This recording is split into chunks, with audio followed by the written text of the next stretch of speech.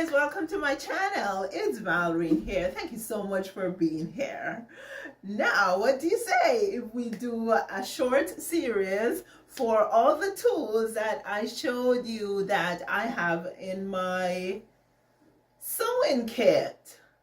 Yeah, that's the idea here. So what I'll be doing is showing you guys the use or how I use almost everything that's in this sewing kit I have here. And the first thing I want to share with you is how I use a needle threader. Now, I don't know if you guys saw it when I showed it to you in that video, but this is what a needle threader looks like. It has this part for you to hold, and then it has a loop here with very fine wire.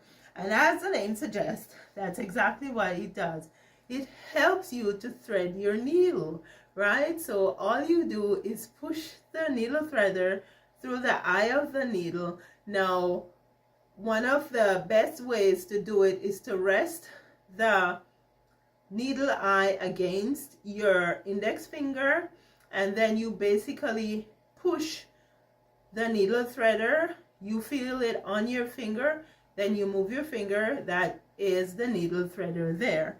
And then you get your thread and put through the needle threader. Now the needle threader is way bigger than the eye of the needle, right? So it's way easier to thread your needle when you use a needle threader. Now I don't always use it, right? But if you need to, it's a good thing to have.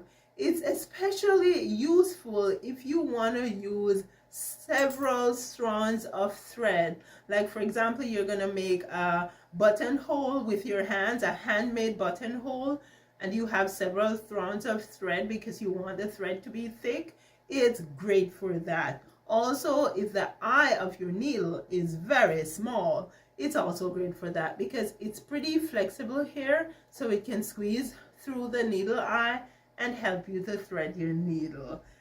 These are seam rippers, right? Now, the seam ripper generally at the top here is always the same with a long point and a short side with a ball, even when the handles are different, right? And so there are two ways I use the seam ripper. I use the long point.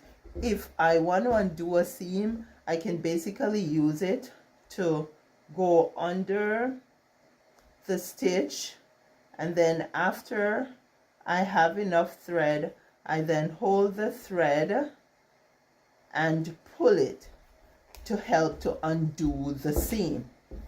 Or I can use the short side with the ball and basically push the short side under the stitch and push the seam ripper along to rip the seam. Now you want to be very careful. Right now I would suggest that if you have a knot at the beginning of the stitch, you use the long point to undo the knot before you start pushing the seam ripper along to get rid of the seam. So that's it. Basically you push along to get rid of the seam, and as I said, you have to be very careful. Now apart from that, I also use my seam ripper to make handmade buttonholes. So if I want to make a buttonhole, I would either do the stitch in the area first, or I will go ahead and put my seam ripper in just like so and cut the fabric to the length I want my buttonhole to be, and then I will do the stitch around the hole. The seam ripper has 2 points, right? This point is shorter and it has a ball on it. The ball is to protect the fabric so you don't cut the fabric. You still need to be careful, right? But yeah, this is the area that, or the side that I push under and then push the seam ripper along, right? But before I can push that under, I have to get started here. So I'm going to use the pointed part here to pull out some of the thread just so I can get an opening that I can push the shorter part under. Okay, so I got to just pick the thread. I'm not cutting right now. I'm just picking the thread to gain access under. So now I have a tiny opening. I'm going to push the ball under and then just push the seam ripper along to undo the stitches.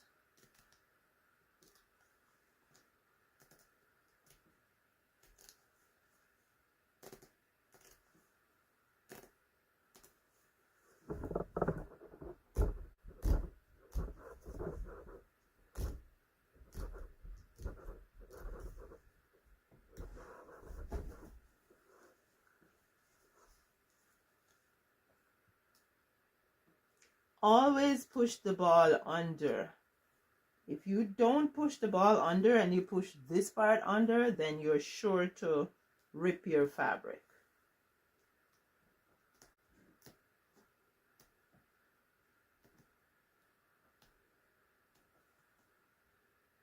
Triangle can be used to square off your fabric. That's the most important use of the triangle, right? You can use it to draw patterns on paper that you can then transfer to fabric.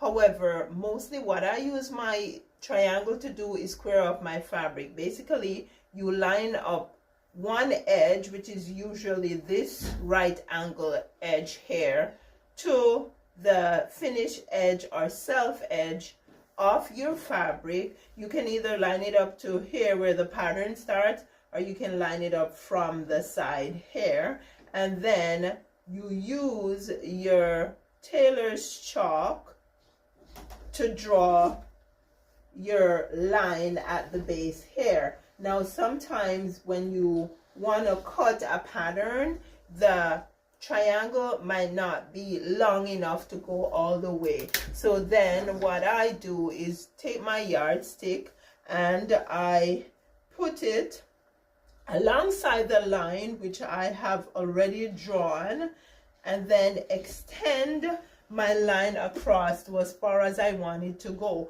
Now you have to make sure that the yardstick starts behind the line that's already drawn and not at the front, because this, if you started at the front, you can actually get a crooked, wonky line going forward. So you need to start it behind the line that is already drawn.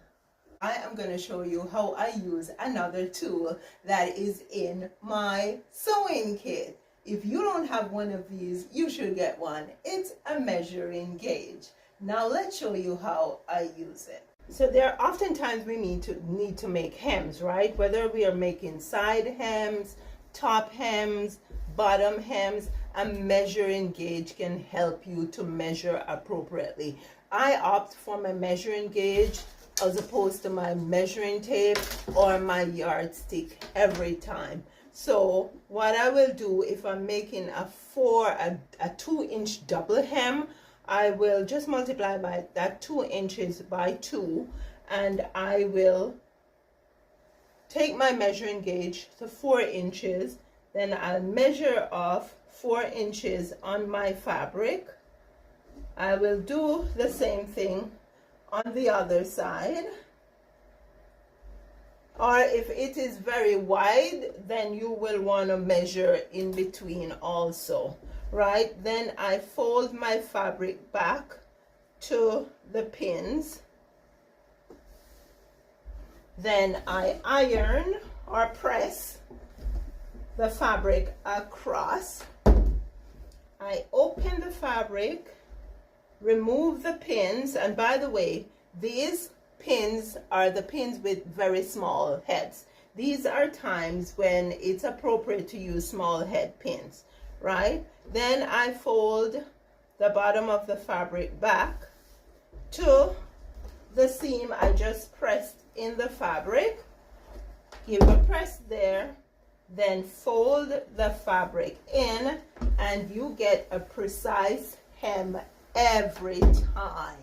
So if you are looking to add one tool to your sewing kit that will make your sewing project easier for you to accomplish, try adding a measuring gauge. You won't regret it. Thank you so much for watching this video, for liking, sharing, and subscribing to my channel.